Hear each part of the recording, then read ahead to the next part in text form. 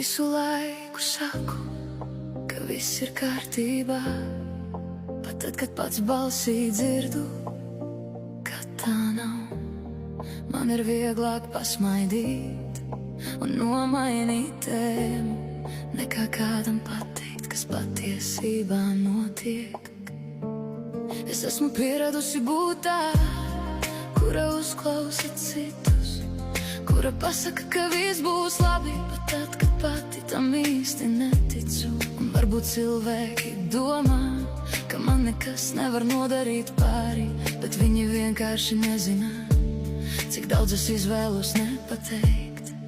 Es negribu, lai mani žēlo, es tikai gribu, lai reizēm kāds pajautā, kā tu pati jūties, un patiešām pagaida atbildi.